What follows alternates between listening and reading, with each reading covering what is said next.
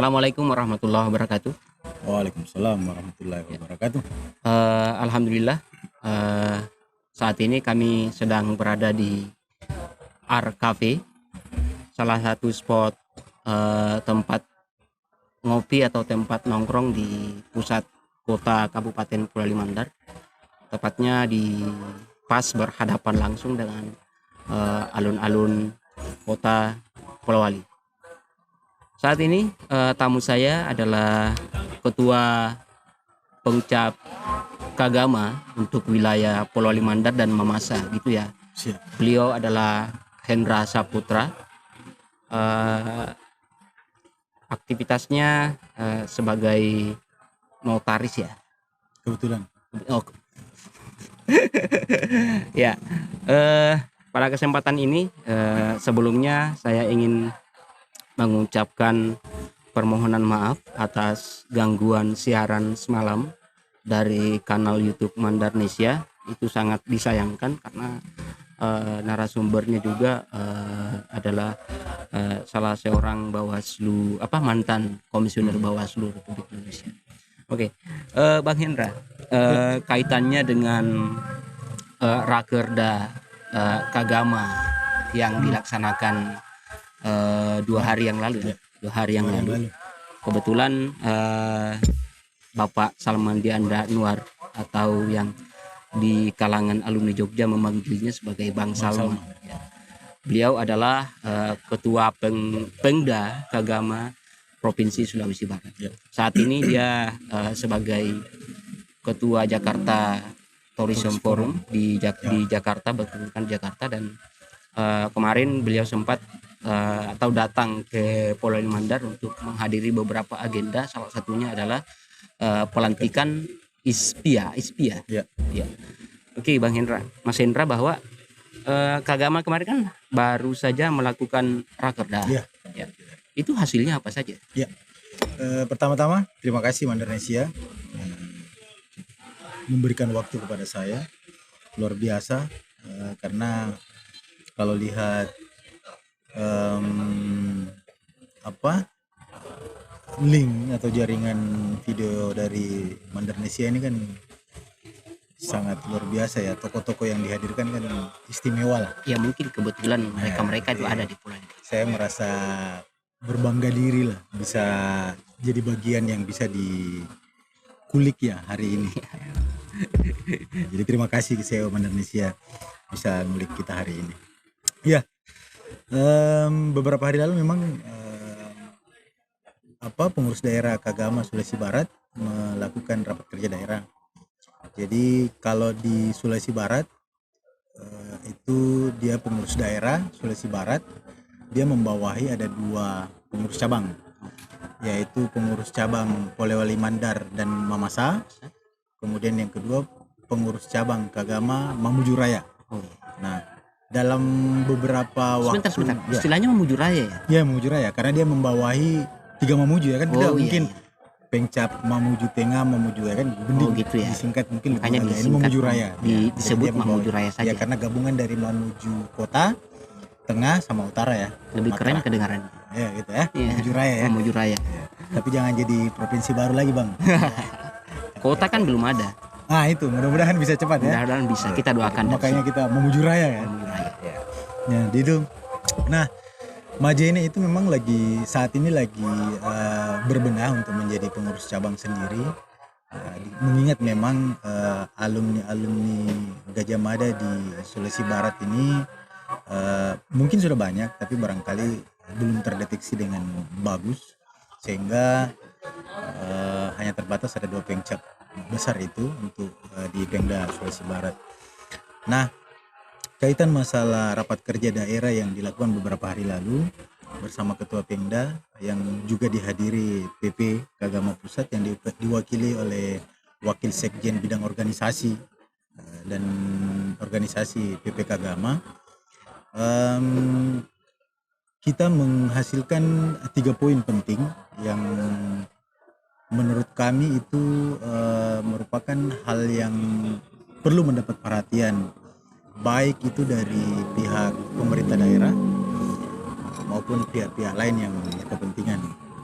Nah, 3 poin itu. Yang pertama berkaitan masalah isu lingkungan hidup. Lingkungan hidup. Lingkungan hidup ini kan apalagi agenda tema besar kemarin kita itu kan Sulbar sebagai penyangga ibu kota baru ya. Ya. Artinya itu disambut ya. Iya, kita sambut. Kagama menyambut itu. Kagama menyambut itu. Apapun itu karena terlepas dari kontroversialnya tentang ibu kota negara Nusantara yang baru, toh kemarin sudah disahkan sama DPR. Tapi kalau didengar kemarin penjelasannya Bang Salman, itu justru menjadi peluang baru bagi Jakarta untuk bisa lebih lowong. Ya, makanya kan kalau obrolannya tentang plus minusnya setiap provinsi itu kan tinggal bagaimana memaknai itu. Terlepas dari kepentingan bahwa apakah ada pro dan kontra, saya pikir Sulbar mempersiapkan diri aja sih. Ya harus, dia harus bersiap. Iya. Daripada kita ikut-ikutan ribut atau menjadi penonton. Jadi mending kita hari ini mengambil bagian untuk itu, ya kan? Karena mau tidak mau di sana sudah jalan Pak, sudah disahkan DPR. Bahkan kecuali sudah kalau ada pihak-pihak mungkin yang mau ajukan ke Mahkamah Konstitusi, ya kita nggak tahu. Cuman itu kan mungkin ya proses panjang dan sebagainya. Nah, 3 agenda besar, bukan agenda besar ya, 3 agenda rapat kerja daerah kemarin yang kemudian menjadi PR pengurus daerah beserta 2 pengcapnya itu. Pertama itu berkaitan dengan isu lingkungan hidup. Yang kedua itu tentang berkaitan dengan isu pertambangan, mungkin kaitannya juga dengan lingkungan hidup. Terus yang ketiga itu masalah peternakan dan pertanian ya, mungkin pangan itu. Nah, kaitan dengan lingkungan hidup, fokusnya kemana lingkungan hidup? Kalau fokusnya lingkungan hidup itu kaitan dengan masalah impact dari misalnya karena di IKN ini kan pasti akan terjadi pembangunan yang begitu masif. Oh iya. Fisik, jadi mungkin pasti akan banyak pembangunan hotel, rumah, dan kantor. Itu kan kantor, dan itu kan semua pasti membutuhkan material yang banyak. Ya. Daerah penyuplai terdekat yang paling potensial itu adalah Sulawesi Barat. Dengan berbagai macam potensi yang dimiliki, baik mungkin itu dalam bentuk batu, kerikil maupun pasir. Ya, terkait dengan lingkungan hidup. Iya, nah terkait dengan lingkungan. Kalau dari sisi ekonominya mungkin bagus, tapi jangan lupakan bahwa terhadap eksploitasi itu kan pasti ada hal efek ya, ada efek negatif. Nah, mungkin kalau Kagama kemarin merekomendasikan konsennya ke situ, bahwa jangan sampai kemudian euforia ekonomi ini memberikan imbas yang kurang baik terhadap lingkungan hidup ini. Apa bisa disebut sebagai warning? Saya kira bisa dikatakan begitu ya. Karena kan kadang-kadang ketika misalnya kita sudah enak dengan cuan yang banyak, impact yang berkaitan dengan lingkungan hidup itu kan perhatian tidak eksplorasi lingkungan hidup itu yang tidak berimbang. Nah, itu yang maksud kami, itu yang perlu dijaga, karena mau tidak mau pasti Sulbar akan merasakan itu, melakukan ekspor terhadap seluruh material pembangunan itu pasti sedikit banyak pasti akan dari Sulbar. Iya, karena jadi makanya mungkin kita memberikan rekomendasi atau semacam warning agar yang diperhatikan itu adalah efek lingkungannya.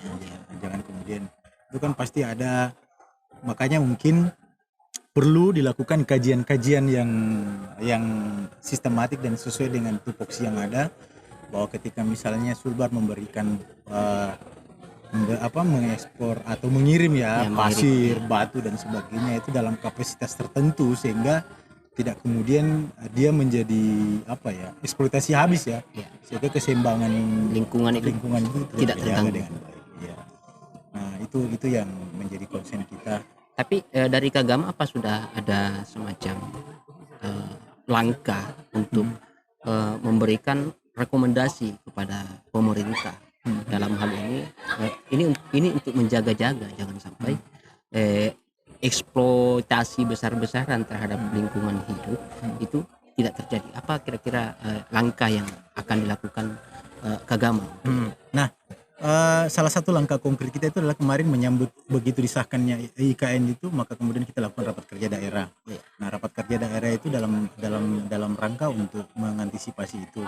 Nah, kemudian persoalan tentang apakah kemudian Kagama memiliki data itu, nah, pastinya karena beberapa teman-teman alumni Gajah Mada yang ada di Sulawesi Barat, khususnya di Pulau Limandar itu ada juga yang bergerak konsen di bidang lingkungan hidup.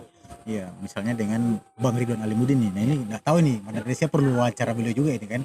Sebenarnya sudah janjian sih sebenarnya. Hanya ya waktu aja yang belum berjodoh. Bang Ridwan harus podcast juga ini kan. Nah itu jadi data-data tentang lingkungan hidup itu pasti ada dimiliki oleh beliau. Makanya kemarin kenapa kemudian itu menjadi konsen utama karena salah satu masukan yang diberikan oleh beliau itu memang termasuk Persiapan untuk itu ya. persiapan untuk Jangan itu. sampai Jadi, terjadi eksploitasi besar-besaran. kemudian kita tidak melihat Ya. efek dari itu. Nah itu jadi itulah ya. Jadi kalau data-data. Nah kemudian yang kedua mungkin nanti ketika dibutuhkan Kagama dengan jaringannya bisa kemudian memfasilitasi. Jadi lagi-lagi keluarga alumni Gajah Mada ini kan sifatnya mungkin kalau kami bilang sih mungkin apa ya, semacam fasilitator aja mungkin ya. Pun kalau misalnya mau dieksekusi itu kan ada pihak-pihak yang berkepentingan di sini. Tapi kalau untuk misalnya kita menghubungkan, apalagi misalnya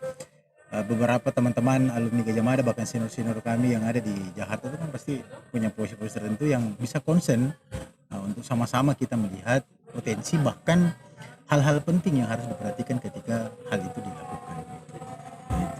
Kalau berbicara tentang Kagama di Sulawesi Barat, sebelum kita masuk ke agenda berikutnya, apa saja yang sudah dilakukan Kagama di Sulawesi Barat? Iya, kalau berkaitan masalah lingkungan hidup ya. Ya apa saja ya. Ya. Kalau Kagama sendiri sih di pengurus daerah Sulawesi Barat itu dalam kurun waktu itu kan kami dari sebenarnya udah lama ya. Tapi pergantian regenerasi ini kan yang agak mandek nih karena saya saja begitu selesai 2013 pulang ke Pulau Limandar, 2019 diamanatkan untuk menjadi ketua Kagama Pencap Polman Mandar Polewali dan Mamasa dan itu kan ya alhamdulillahnya sih ada beberapa kegiatan-kegiatan yang sudah jalan, baik itu kegiatan yang dilakukan oleh inisiasi dari Pengda dan Pencap sendiri maupun kegiatan dari pusat dari PP Kagama. Jadi itu yang serentak ya? Ya, jadi contoh yang paling dekat kemarin ketika awal pandemi COVID-19 itu ada program dari pusat, PP Pusat yang kemudian diamini dengan bergerak secara masif di seluruh Indonesia seperti Kagama Cantelan. Cantelan itu kayak gimana? Jadi Cantelan itu apa ya? Jadi inspirasinya itu kan karena kemarin ketika kita waktu pandemi itu kan banyak di rumah tuh. Oh, dalam situasi COVID. Dalam situasi COVID banyak yang di rumah tidak boleh keluar. Nah, beberapa teman-teman baik itu volunteer maupun relawan memberikan apa ya? Bahan-bahan pokok, baik itu mungkin makanan kebutuhan dasar atau apa ya kebutuhan dasar. Dan itu biasa dicantelin Bang di depan pagar atau di depan rumah. Itu ya namanya cantelan itu. Ya, jadi cantelan itu inspirasinya karena dia dicantelkan. Karena kita apalagi misalnya ada masyarakat yang terkena COVID waktu itu, misalnya dia kena COVID. Nah, salah satu cara untuk mensupport itu adalah ya nyantelkan makanan sehingga itu kan bentuk kita peduli terhadap dan ini dilakukan secara nasional. Iya, dilakukan secara nasional. Nah, inspirasinya kan intinya kalau di Jogja kan kemarin Pak Ketum Pak Ganjar Pranowo itu kan jaga tonggo itu jaga tetangga gitu. Oh, jaga tetangga. Iya, jadi itu kan dari bawah. Jadi konsepnya dari bawah. Misalnya Bang Yudi kita bertetangga, misalnya kemarin kayak saya Bang Yud sempat kena COVID nih. 14 hari kan harus di isolasi. Nah, kan nggak mungkin saya keluar. Nah, disitulah kemudian ada teman-teman yang cantelan itu memberikan support jadi sehingga kita bisa ngambil barang-barangnya. Nah, itu cantelan. Terus yang kedua pas gempa kemarin dijelasin juga sama Bang Salman kan. Yang ini bukunya. Luar biasa. Linor 6,2 ya. Ini kayaknya refleksi gempa yang mesti harus dimiliki oleh. Ya, jadi itu berkat kerjasama dengan didukung penuh oleh Nusantara Palestina Center, Mandarnesia serta penerbit Gerbang Visual. Artinya menjadi memori. Bukan kemudian harus menjadi trauma tapi minimal dia dimonumentalkan dalam sebuah buku. Luar biasa. Kita harus miliki buku ini. Jadi Nah, pada saat gempa kemarin Kagama juga terlibat dalam iya, Kagama terlibat proses donasi pengumpulan, memberikan bantuan ya. Iya, jadi dari teman-teman PP Kagama, terus kemudian dari banyak donatur dari teman-teman relasi Kagama, teman-teman Kagama itu memberikan bantuan. Kalau saya tidak salah kemarin, karena pas lagi saya COVID itu bang, Iya. pas gempa, jadi saya hari kedua COVID itu gempa Sulbar. Sulbar. Nah itu sekitar, saya nggak tahu, itu sekitar 300 sampai 400 jutaan mungkin ya. Lumayan Itu besar ya. dana yang digelontorkan, maksudnya dapatkan dari relawan-relawan, teman-teman baik yang di Jakarta maupun di seluruh wilayah Indonesia. Ya. Itu disalurkan beserta dengan teman-teman Kagama Sulsel. Oh iya. Karena kita mungkin waktu itu kekurangan orang, terus kemudian kondisi kita waktu itu lagi kacau balau, jadi ada support dari teman-teman Kagama Sulsel. Jadi memang saya dengar kemarin dari korlapnya posko bersama kan Ya. Bro Ridwan itu Iya, Muhammad Ridwan. Ridwan Di, di kalau saya kan di korlapnya di Nusantara Palestina Center. Jadi kebetulan poskonya berdekatan lah, bisa saling hampir sekitar jarak 1-2 kilometer. jadi gampang kan. Jadi gampang koordinasi. Ya memang kemarin bantuan banyak di poskonya Bro Ridwan, Bang Ridwan itu, karena kan memang yang paling dekat dan akses untuk menjamah yang terkena dampak kan bisa cepat. Nah itu jadi cantelan, terus program itu, terus yang kemudian yang paling dekat kemarin di bulan Desember, kebetulan saya juga jadi bagian itu, yaitu program desa inklusif. Oh, inklusif. Kayak Ya. gimana itu? Jadi desa inklusif itu program dari Kementerian Desa kerjasama. Nah Kementerian Desa itu melibatkan beberapa stakeholder dari Kementerian Desa, terus kemudian dari dinas desa provinsi, dinas desa PMD kabupaten, terus kemudian dari pendamping desa dengan dari Kagama. Oh iya. Nah, jadi ada lima unsur dalamnya yang kemudian bersinergi untuk menjalankan program ini. Jadi program ini kan intinya mencoba mengajak ataupun menyatukan kelompok-kelompok tertentu yang mungkin termarginalkan di desa-desa yang ada. Jadi Kagama mengintervensi itu, artinya mendampingi ya. Mungkin dibilang begitu ya, jadi mungkin diajak jadi pendamping sebagai fasilitasi pendamping ya untuk melihat bahwa Memberikan ruang ya. ya memberikan ruang itu karena mungkin karena UGM itu kan terkenal dengan KKN-nya ya, semua mungkin kampus ber-KKN Ya. ber-KKN, tapi UGM itu kan sejak berdirinya kan terkenal jadi kampus deso, kemudian KKN-nya bisa sampai ke mana-mana, sehingga dari inspirasi itu kemudian bisa memberikan peluang bahwa mungkin karena dia ada di mana-mana ya barangkali. Jadi fungsi Kagama waktu dalam program desa inklusif itu Pendamping dia bang. pendampingan, Iya, oke, pendamping. kelompok marginal untuk memberikan ruang Iya, jadi sehingga teman-teman dari Memberikan kelompok kesempatan marginal ya. itu ya dia lebih Untuk bisa terlibat memberikan tempat ya, memberikan tempat. Misalnya mungkin dalam musrembang desa itu kan kadang ada ya bang ya. Ya. Musrembang desa mungkin yang kita dorong, misalnya ada teman kelompok marginal misalnya yang difabel, biar dia bisa ikut. Misalnya apa sih menjadi kepentingannya teman-teman difabel yang bisa difasilitasi dari dana desa misalnya, ataupun program desa yang ada. Karena kan jangan sampai kemudian program-program desa itu hanya di segelintir kelompok. Jadi kalau inklusif itu sebenarnya dia program yang program inti dari semua program-program desa yang sudah jalan. Misalnya SDGs, terus kemudian apalagi tuh? Ada beberapa program desa ya, program-program desa itu sebenarnya dia di tengah. Jadi tidak ada sih sebenarnya yang dirubah dari program-program ini. Jadi dia itu di tengah, ya mungkin dibilang menyatukan lah ya, menyatukan semua program itu menjadi satu, kemudian namanya inklusi itu. Dan yang didampingi oleh Kagama ini adalah masyarakat yang termarginalkan. termarginalkan. Yang begitu seperti itulah. Jadi dari situ nanti kemudian dari kan di Sulawesi Barat itu dia dapat 3 kabupaten.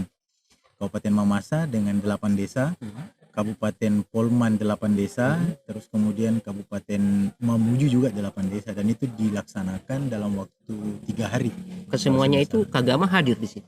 Iya, jadi masing-masing misalnya kayak di Mamasa, kebetulan pendamping di Mamasa itu saya, terus kemudian di Majene itu ada alumni kita namanya Ibu Anti, terus di Mamuju itu ada Bang Firman Juang Malarangeng. Nah itu karena apa ya sebagai program bersama dari PP Pusat kan, itu yang kemudian itu kan sangat penting untuk kita tahu lebih dalam lagi, sehingga 3 kabupaten di Sumbar ini juga bisa masuk menjadi bagian desa inklusif yang lebih baik. Terus hasil rakerda yang selanjutnya apa aja? Apalagi hasil? Kalau hasil agenda yang kedua itu berkaitan dengan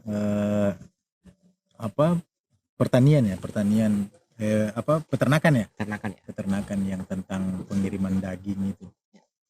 Kan kemarin ada data dari Bang Ridwan tentang pengiriman ternak yang rutin, saya nggak tahu berapa periode itu dikirimkan secara hidup-hidup ya. Dulu itu saya masih kecil itu sering melihat waktu di Tinambung itu kan ada dulu itu kan ada semacam pelabuhan kecil.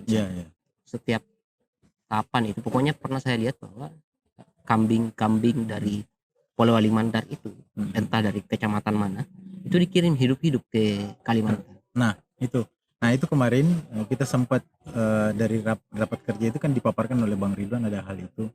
Nah kemudian dari hasil rapat kerja yang mungkin nanti akan dipertajam lagi, kita mengusulkan sebenarnya, mudah-mudahan lewat Bandarnesin ada yang nonton, misalnya teman-teman dari Pemprov ataupun Pemcap atau Pemda ya, Pemda. Bagus, mungkin agak enak itu, bahkan bagus ketika misalnya kambing itu dikirimnya dalam kondisi sudah terpacking dengan bagus. Artinya sudah melalui proses pemotongan. Iya, dari rumah pemotongan, terus kemudian packing daging yang rapi sesuai dengan standarisasi yang ada.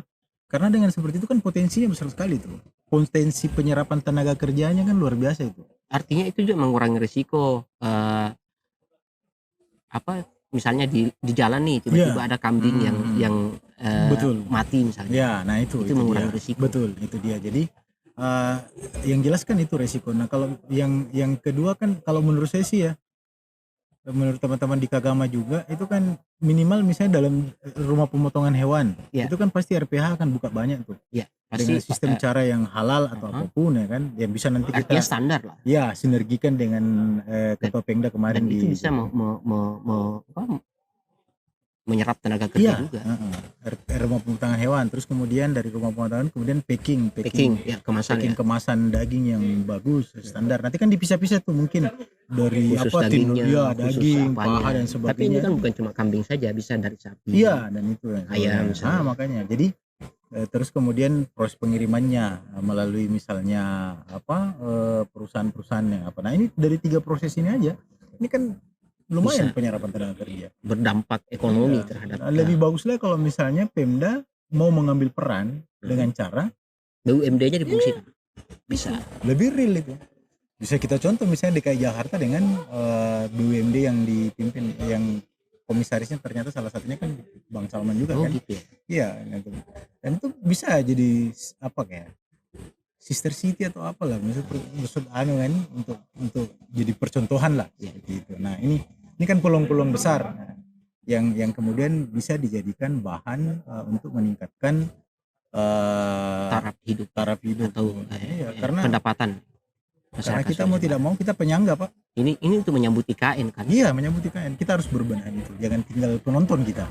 Nah, kalau kita jadi penonton kan cuma sorak-sorak, nanti kan yang lain dapat makan, kita diam-diam aja. Ya, nah itu kalau saya sih BUMD, terus kemudian ya kembali dengan desa tadi kan menarik sebenarnya itu. Desa-desa itu bisa BUMDes-nya bisa jalan. Mereka bisa melakukan apa saja yang bisa untuk meningkatkan taraf itu. Itu harus sistematis. Bisa saja Kagama meluncurkan sebuah program untuk Iya, mendampingi itu. kita memang habis rakerda kemarin kan sempat berpikir akan seperti itu. Dan mengambil peran itu. Misalnya tentang beberapa waktu lalu, bukan beberapa waktu lalu ya, yang tentang cipta lapangan kerja. Jadi undang-undang cipta lapangan kerja, pasca undang-undang cipta lapangan kerja itu diundangkan, terlepas dari pro kontranya, teman-teman di Polewali Mandar itu alhamdulillah sudah menikmati dengan proses pembuatan perusahaan perseorangan. Oh, ada juga Ada seperti itu. ini PT ini bang, Oh, berbadan hukum ini. Iya. Nah biasanya orang berpikir ketika misalnya akan membuat PT. perusahaan PT itu kan harus ke notaris. Nah sekarang dengan undang-undang cipta lapangan kerja nggak perlu. Yang penting sudah bisa cari wifi aja atau paket, tinggal akses ke sistem administrasi badan hukum, Ya. nanti ada menu tersendiri PT perseorangan, daftar, dan akan ikutin semua di situ. Nah kemarin salah satu kegiatan yang sudah kita lakukan adalah itu pendampingan terhadap beberapa perusahaan UMKM. Nah, jadi kemarin data kita ada tiga perusahaan PT perseorangan yang kita berhasil dampingi, kemudian menjadi badan hukum yang konsen di UMKM, beberapa makanan, terus kemudian produk makanan ya, terus produk jasa, dan satu lagi saya lupa ya, pokoknya ada tiga perusahaan. Nah dari tiga ini kemarin saya dapat data terakhir, mereka kemudian turun mendampingi beberapa desa-desa membuat PT perseorangan.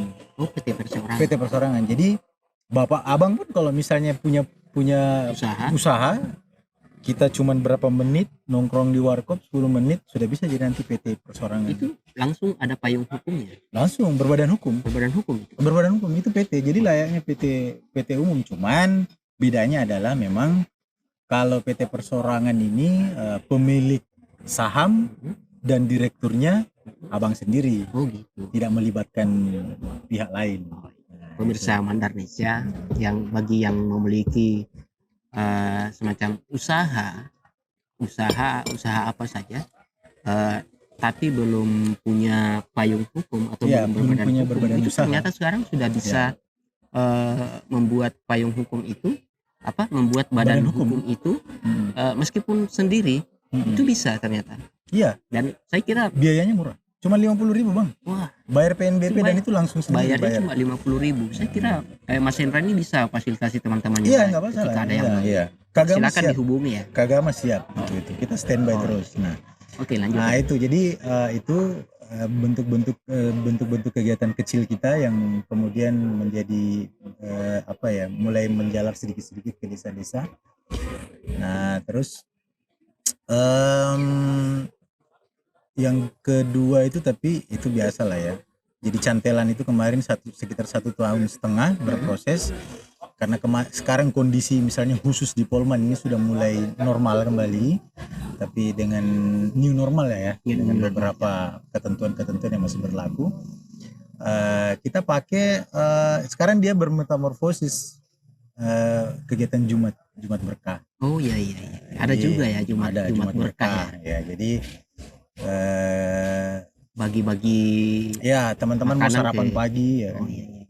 Kalau misalnya mau sarapan kemana pagi, aja sih? Itu kita bagikan ke pihak-pihak yang memang membutuhkan. Kayak bentor itu ya? Iya, bentor, pengayuh beca, terus kemudian yang di pinggir jalan ya, itu. Bahkan kalau misalnya ada lebihnya, kadang-kadang kita sarapan bareng dengan teman-teman yang yang pekerja-pekerja yang tidak sempat sarapan di rumahnya. Tapi saya pikir itu kan namanya ngasih makan ya bang ya, teman-teman itu kan mudah-mudahan gitu.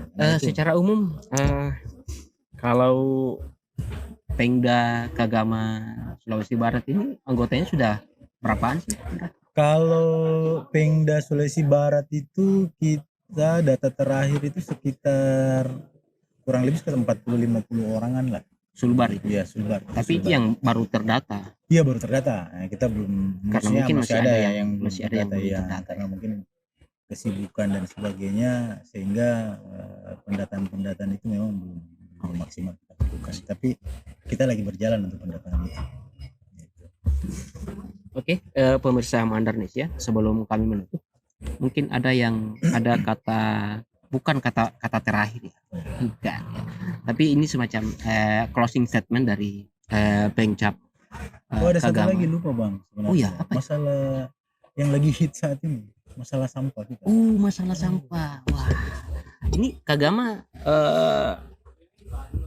apa kira-kira yang Iya. mau diusulkan Kagama ke pemerintah Jadi kemarin itu lagi-lagi saya harus tentang menyebut, pengolahan sampah? iya, lagi-lagi saya harus menyebut Bung Ridwan Alimuddin karena Karena dia dia punya anggota data. Kagama. Dia anggota agama. Dia dari anggota agama. Beliau punya data.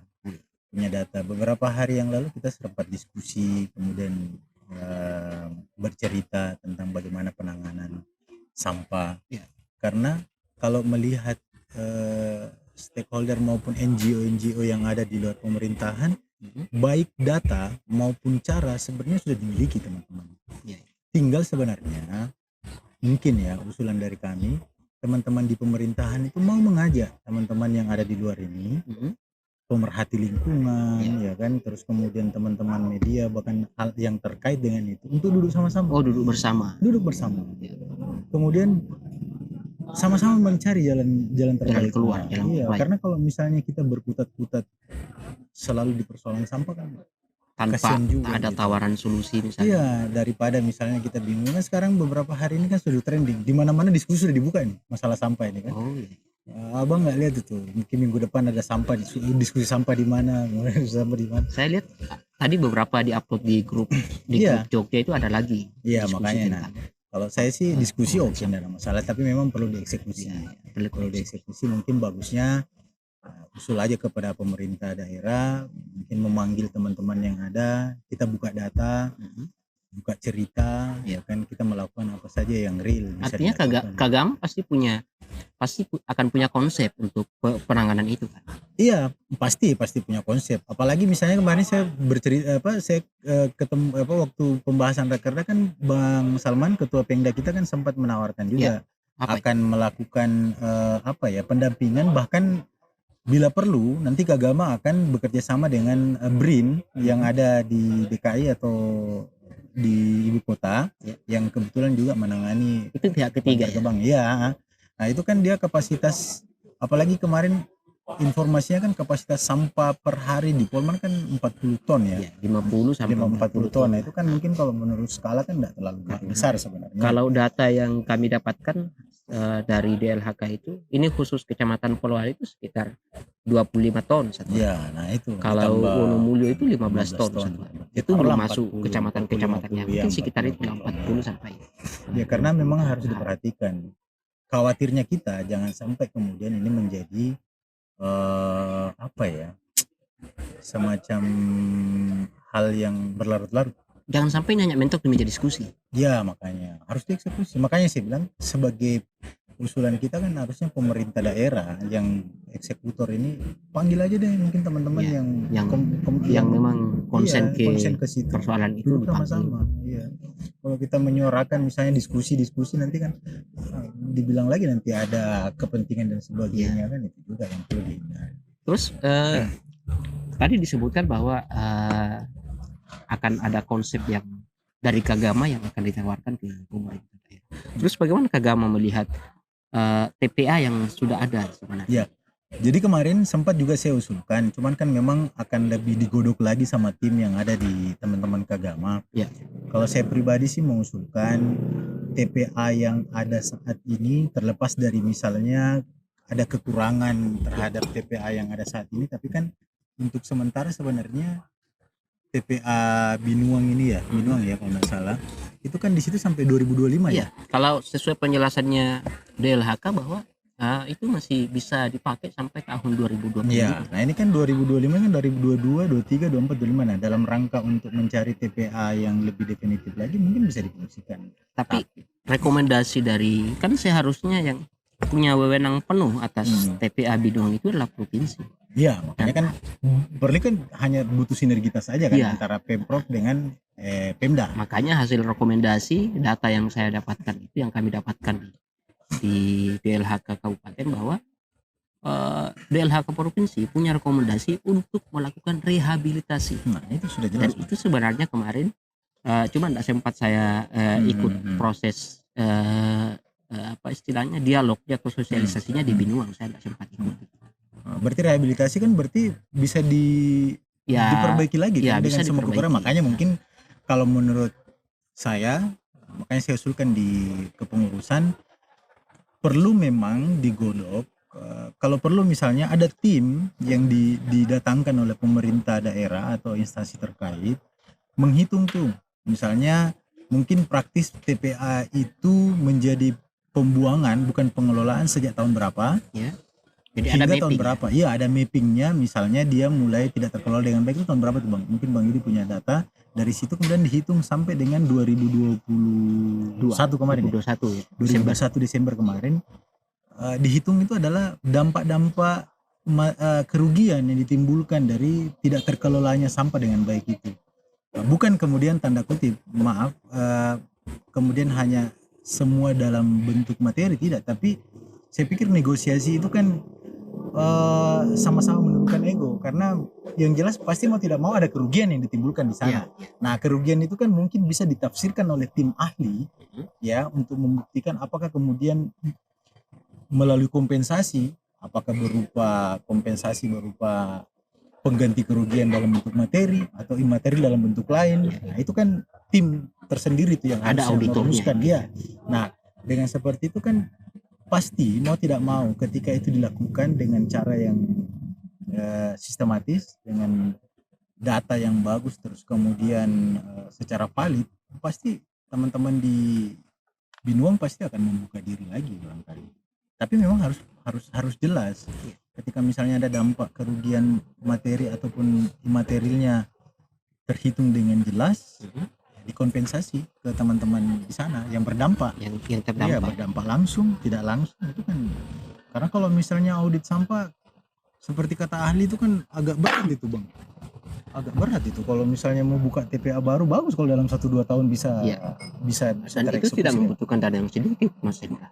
Makanya, nah mungkin kalau kompensasi di sana misalnya kita nggak tahu hasil audit dari teman-teman independen, misalnya yang baik itu NGO yang ada di Polman sendiri bisa melakukan audit di sana, akan tinggal nanti dihitung aja misalnya anggaran dan pemerintah serius untuk menganggarkan dampak dari yang ditimbulkan selama ini. Saya pikir masyarakat sana juga pasti membuka diri terhadap itu. Tapi dengan catatan setelah kemudian dilakukan kompensasi, pengelolaannya dilakukan secara betul-betul. Ya, secara Hingga profesional. 2025 dengan catatan itu. Jangan sampai kata ada beberapa teman-teman bilang PHP kan, itu ya parah kita. Kalau PHP. Terus dari Kagaman sendiri tawaran konkret yang mau disampaikan ke pemerintah kira-kira bentuknya seperti apa? Pengelolaan pihak ketiga atau kayak gimana? Kalau saya sih, saya belum tahu ya adendum ataupun aturan yang di Pemda. Artinya dari Kagama apa kira-kira yang akan ditawarkan? Kalau misalnya memang DLHK atau instansi terkait tidak bisa, bukan tidak bisa ya, mungkin kurang maksimal, kenapa tidak di pihak ketiga kan? Di pihak ketiga kan dengan cara yang apa ya? Saya kira di mana-mana kan semua sekarang pengelolaan sampah di pihak ketiga kan ya Bang ya? Artinya kok dari tawaran Kagama sendiri kayak gimana? Ya kalau misalnya pihak ketiga, kalau kita sih tawarkan pihak ketiga biar jelas penyelesaiannya. Maksudnya kan dengan pihak ketiga kan pasti dia punya perhitungan jelas, kompensasi dan sebagainya. Bahkan juga kan nanti tinggal bukan hanya pihak ketiga sih Bang. BUMDes, BUMD bisa tuh dibuatin bisa, BUMD. Ya. BUMD Polman bisa tuh bikin misalnya BUMD khusus untuk nangani TPA misalnya, tempat pengelolaan air, ya kan? Kenapa tidak dibuatkan? Nanti kan tinggal tapi penyertaan modal mini ke situ. TPA mini. Ya, makanya itu. Jadi kan tinggal bagaimana nanti teman-teman di Pemda untuk kemudian mengaplikasikan itu. Kalau misalnya di pemerintahan memang over kerjaan, maksudnya kelebihan kerjaan, ya pihak ketiga kan melalui BUMD yang khusus menangani sampah dengan melalui penyertaan modal. Tapi yang jelas dari Kagama ini kan sudah ada semacam, sudah dibicarakan kemarin waktu Iya, sempat kita bicara. akan ada tawarannya yang disampaikan dari Kagama ke Iya, akan ada nanti kita akan ya dalam malah mungkin kita kalaupun misalnya tawaran-tawaran konkret itu kan pasti melalui godokan tersendiri, ya, kajian ya, melalui kajian. Nah, makanya itu dengan diskusi, beberapa pihak mungkin Kagama juga bisa memfasilitasi itu. Ya.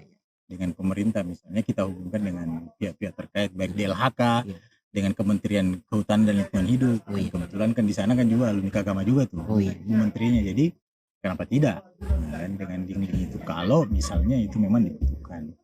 Tapi kalau menurut saya sih Bang, data-data konkret tentang bagaimana penyelesaian itu sebenarnya teman-teman NGO di Polman sudah punya.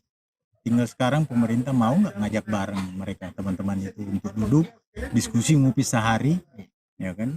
Terus kemudian mendapatkan solusi yang konkret tentang bagaimana cara kerja Artinya sistematika. perihal sampah ini butuh ditelurkan secara bersama-sama. Iya, harus diselesaikan Betul, bersama-sama. di- Kasihan juga pemerintah kalau dia sendiri, Iya. Bang.